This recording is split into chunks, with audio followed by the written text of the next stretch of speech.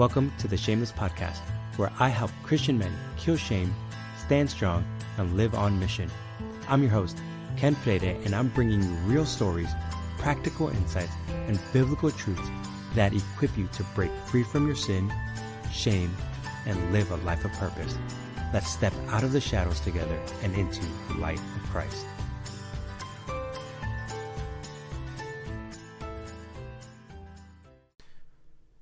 Welcome back to another episode of the Shameless Podcast. I'm so excited that this podcast has gotten a great turnout from all my friends and people sharing it. So thank you for all of you who have been doing that. And I want to let you know that these podcast episodes are also on video. There will be times that I am doing some presentations, or my guests who come on will have a presentation or slide deck. So you're more than welcome to go check that out on YouTube or Spotify or even Apple Podcasts now. If you don't know this, will actually show the video. So I would encourage you to check those out on video format if that's your jam. And as always, we'll have them also on audio. But for those of you who have been sharing it, thank you guys so much. I encourage you to keep sharing it. All right. Now, there's going to be a lot of nuances today and different things that I'm going to be talking about today in regards to the topic, because it is going to be a heavy topic. So I wanted to just let you know from the offset, if at any point in this conversation it brings back certain memories for you or struggles that you might have, or something triggers you, that you would just take a pause, step back, pray. May the Lord comfort you, because it is going to be a heavy topic. And there's no easy way to transition the topic, but what we're going to talk about today is just feeling abandoned by God when you're struggling with sin and shame. Now, when we think about shame, okay, the reason we struggle with shame, there's multiple reasons, but the two top reasons, if we have a really big category for it, is that number one, it's sin that we've committed, right? So when we commit sin, we have guilt and shame. Guilt is what you've done wrong. Shame is feeling wrong about it, that you as a person are wrong, right? But at the same time, there is sin committed against us. And we feel that. And sometimes it's a small sin. Sometimes it could be a slightly traumatic. And other times it could be an egregious sin where it's actually hurting you quite a bit. And that's what we're going to focus on today, is the sin committed against us. Now, a few episodes back, we discussed this in the 5 top reasons why people struggle, and kind of gave you some categories. And one of those categories was the socially embedded category. And the reason I wanted to give you that context is because when people commit sin against us, sometimes we feel like we don't know what to do, and we don't know how to deal with the shame because we take it on ourselves, and we end up acting like, oh my gosh, this was my fault. This was all on me. And the reality is, no. We have to learn how to differentiate between things that we've done and things done to us. So today, that's what we're going to talk about, things done to us. Now, for me, as I share my story, I want to let you know that there were several things that happened to me, and I'm going to break it out into multiple episodes because it'll be a very long podcast episode if I decided to do all of it at once. But for me, one of the things that I realized is that I was trying so hard to overcome my lust and my addictions, and I didn't know how to. I was just struggling a lot. But one of the main reasons is because when I was younger, I had been abused. And that was the sin that was committed against me. And at that time, I was also introduced to pornography when I was like 4 or 5 years old. And this radically changed the way I view life.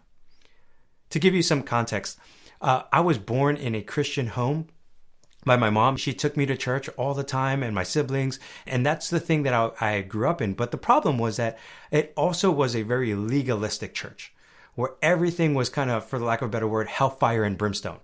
And I just didn't know how to, as a kid, conceptualize everything that was going on in my life, right? And then what the church was telling me how I should live and what I should do.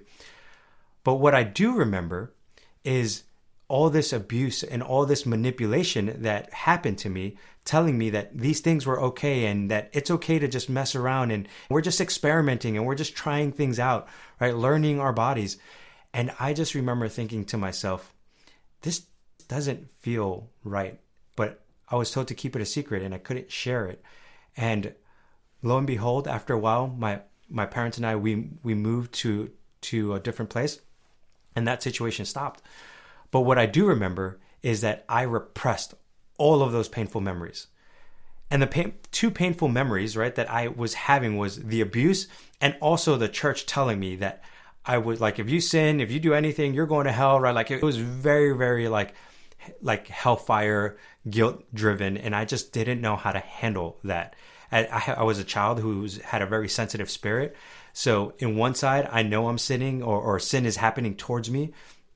And then on the other side, I felt like because the sin was happening towards me and I was feeling like I had to participate, then it was my fault.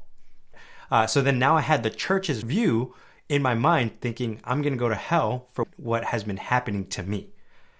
So I repressed a lot of these memories till I was about 13 years of age. And then around 13, I remember just like the flood of memories just started coming back of everything that happened to me, all of the thoughts that the church that I was feeling came crashing into like one moment. And I was so angry at God. I felt abandoned by God. I was just like, wait a minute. I was trying to be a good church kid. I was wearing this 3-piece suit going to church. I remember trying to just obey as best as I could, as best as I knew how. I was trying, but instead of getting blessings, what the church was teaching, I was getting abused. So I was so angry. I just blamed God for what had happened to me. So what I ended up doing at the age of 13 is that I fell into extreme licentiousness. I mean, I went from super legalistic to like, screw this. I'm going to go live a double life. I'm going to still go to church. I'm still going to try to play things off. But I am going to, like, when people aren't looking, I'm going to manipulate. I'm going to feed the lust of my desires. But a lot of that came from just being angry. I wanted to get back at God. I was like, so I knew what God wanted and what God said in his scriptures. But because I felt like he didn't protect me, I was just like, screw this. I'm just going to do whatever the heck I want. So I started to walk into a lot of sexual immorality, right? And we'll go through in details at some point what all that kind of looked like. But I just remember thinking, this is my way to go against God. Fast forward, at the age of 16, I just kind of hit rock bottom.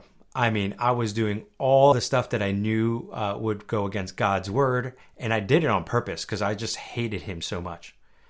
And I remember around this age, I had slept with someone, I got an STD, and then I just felt so sick, and I was just like, I can't live this life. Like, all the anger in my heart was starting to eat me alive.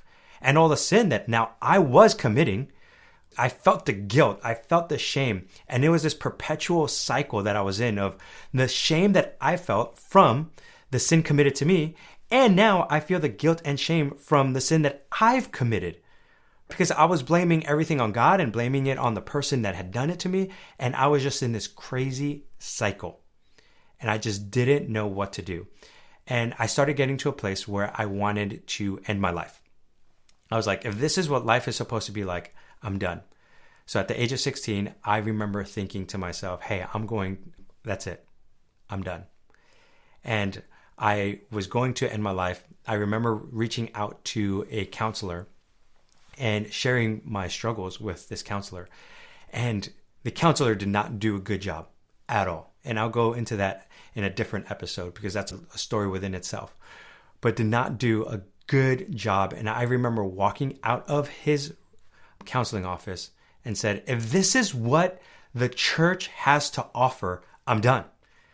Like, this is supposed to be the professional, the counselor, and he did not give me any good advice. In fact, he made me even more angry. I just remember thinking, like, I freaking hate the church. I hate God, and I'm just done. So that day, I decided to go end my life.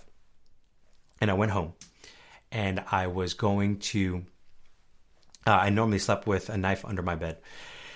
Why? I don't know why. That, like, sometimes I think about that now as an old person. I'm like, what? Or not, I'm not that old, right? But like, I remember thinking, why would I sleep with a knife? Like, what was I going to do with this thing, right? But I just remember thinking, or it was like around 3 or 4 o'clock in the morning, and just took the knife and said, God, I hate you. I hate my life. I hate everything that's happened. And I just don't understand why you would allow this. as a young kid, I was just trying to serve you. I was just trying to do what my mom told me. I was just trying to obey. I was just trying to do all these things. And I was starting to just like vent at God. But I felt just completely alone. And I remember thinking to myself, well, who am I even talking to? God may not even be real. And I was just crying out of my frustration. And around 4 o'clock in the morning, I remember taking the knife, opening it up, putting it to my throat, and getting ready to end my life.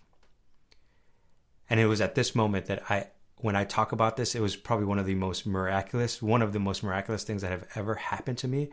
I don't know how to explain it. I don't know exactly what all transpired, right? Some people might be like, oh, there was just some psychological trauma that you might have gone through, but it was one of the most intense moments where I feel like God has intervened into my life. Because when I literally was going to just end my life, I felt like God audibly spoke to me in my room. And this is what I heard. I heard this: have I not commanded you? Be strong and courageous.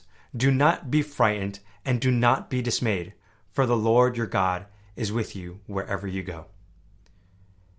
And when I heard this, it shook me to my core. One, because if some of you know this verse and if you've been around Christianity long enough, it's Joshua 1:9.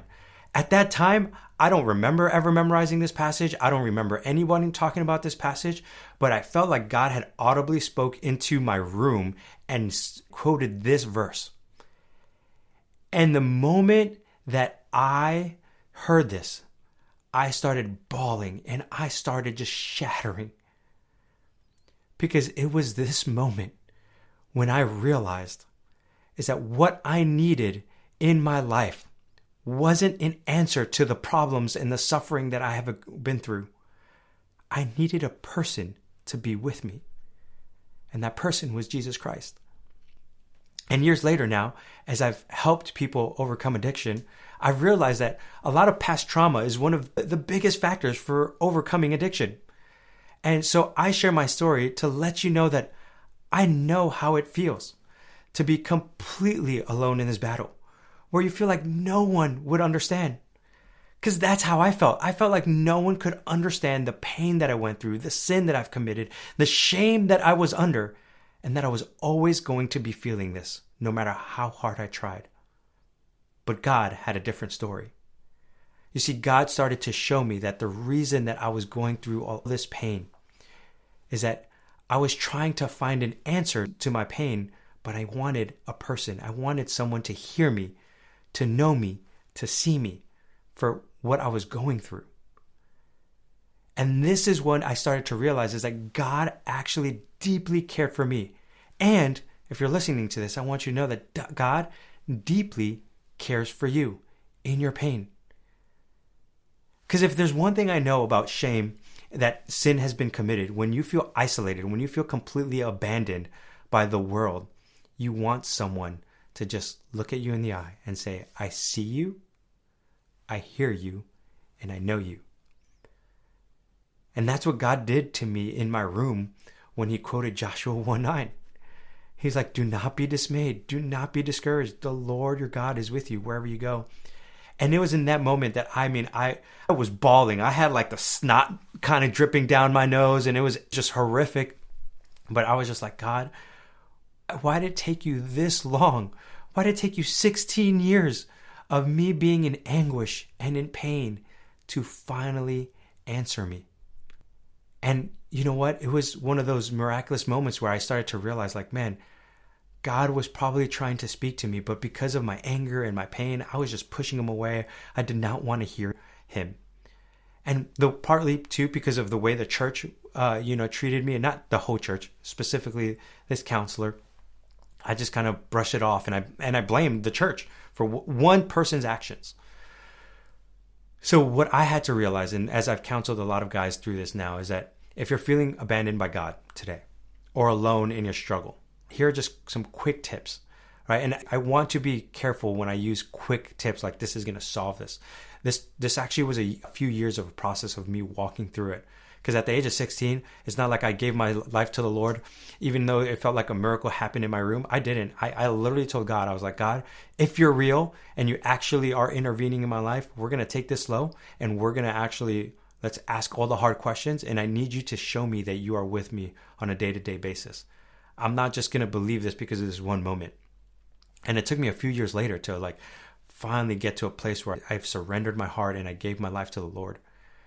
But if you are in that situation today where you're just like, man, my shame is coming from the people who hurt me. My shame is coming from, and again, it doesn't have to be as egregious as what had happened to me. What I want to share with some of you is that whenever you have sin committed to you, right, I don't want you to minimize that. I don't want you to compare it to like, oh, it's not like Ken's, or it might be even worse than Ken's, or it's like, no. Your suffering, your pain, your sin, your shame, right? That happened to you. And if it's affecting you and affecting your relationship with God, affecting your ability to overcome certain sins that you have in your life, right? Those things are important that we deal with, right? So let's not minimize your suffering. So if you're there, I want to just give you some tips that have helped me in this season. And as I give you these tips, remember, it might take a while to process this. Number one, acknowledge your loneliness. I think what happened to me was that I just was not acknowledging the fact that I was how lonely and how much I felt abandoned and despair. And we try to hide it, right? If you know anything about me, or hopefully you'll get to know me a little bit more, I am a very joyful, I'm optimistic. I like to joke around a lot. I'm an extrovert, right? So like I could get in front of a group of people and I could look like I got everything under control and I'm happy-go-lucky. But you know what? I was doing that for years. I was just hiding who I was. And sometimes we just try to hide what's really going on in our lives. So what I want you to do is just acknowledge your loneliness. Acknowledge where you're at, that you're like, man, God, I actually need you in this moment in life. So that's the first thing that you want to do. And it might take a process, right? It might take a while for you to get there. But when you do, you lead to the second part, where I want you to be completely raw with God and let him show you that he's there. You see, I think that for me, at least, when I was 16 and that situation that happened in my room, it was one of the first times that I was just raw with God, that I let all my emotions out with him. Every single thing, every cuss word that came through my mind, I just unleashed it. Right? Because when I was younger, I was scared. I was like, if I told God exactly how I felt, I'm going to go to hell. If I cussed at God, I'm going to go to hell. Like I was so scared. So I had this really high view of God that I'm like, he's Lord. I'm the servant. I just say, sir, yes, sir. Right? I don't talk back. That's kind of how I grew up with my relationship with God, that I just didn't know how to just be raw with him. And this is when I started to just unload everything. It felt like the weight started to come off my shoulders as I started to share that with him. And just in case for some of you feel like, oh man, I don't know if I'm allowed to do that, I can't do that. Let me give you two passages. Psalms 40, I believe it's verse 3, where he says like, I give my complaints to God, right? Like where he's like, he's frustrated. King David is frustrated. He's angry. He's mad. He just gave his frustrations to God. The second one, which I want to read, is Psalms 22, 1 through 2. And he says this, and this will be very familiar if you've been in church for a while. But King David, he's saying this. It's a psalm. He says, my God, why have you abandoned me? Or some passages you've heard, why have you forsaken me? Why are you so far from my deliverance and from my words of groaning? My God, I cry by day, but you do not answer. By night, yet I have no rest. Man, do you hear? Like King David is just like, this is how I am. This is what's going on. This is like, what the heck, God? What have you done? Why is this happening? And do you know who quotes that? Jesus. Jesus quotes that at the cross. And if you think about Jesus, he never did anything wrong. He didn't sin. He didn't do anything. And Jesus too was abused and mistreated. And he understands your pain better than anybody. And Jesus at the cross, he said, my God, why have you forsaken me? You see how raw he was? That he was just like, Lord, I need you, Father. And in this moment, in my deepest pain, I need you. And he just went all out. And we know the story of how Jesus, right? He dies, he rises again, and he's completely in union with God the Father, right? But for us, we are right now in this gap. And for you, you may be feeling that pain even as I'm talking about it. And you are just wondering, God, where are you? I have been praying for years for this sin to go away. I'm trying to serve you. I'm trying to be a good dad. I'm trying to be a good husband. I'm trying to be a good son. I'm trying to be a good man of God. And I just can't seem to get rid of this sin. And I just can't seem to get away from my past. And perhaps it's because you just haven't been completely raw with God and just letting him show you that he's there. Where he says, do not be dismayed. Do not be discouraged, for the Lord your God is with you wherever you go. And at the last point that I would share is that I want you to find a trusted friend, a pastor, or a good counselor to be with you. While I have had bad counsel before, I've also had really good counsel. And I want you to be at a place where like you find someone that you can share your story and your pain. And again, it doesn't have to be as egregious as mine. You might not have had the same emotions that I have felt. But if you're feeling lonely out there, if you're feeling like you're stuck in your sin and you just don't know how to overcome it, and you're just like, I don't know who to talk to, reach out to someone. And if you don't know who to reach out to, man, reach out to me. Like follow me on social media or send me a DM, right? If you're one of my friends who you have my contact number, like please reach out. I know how it feels to just feel all alone. And like you are carrying the weight on your shoulders. And like it says in Galatians 6, like I want to help you carry your burdens.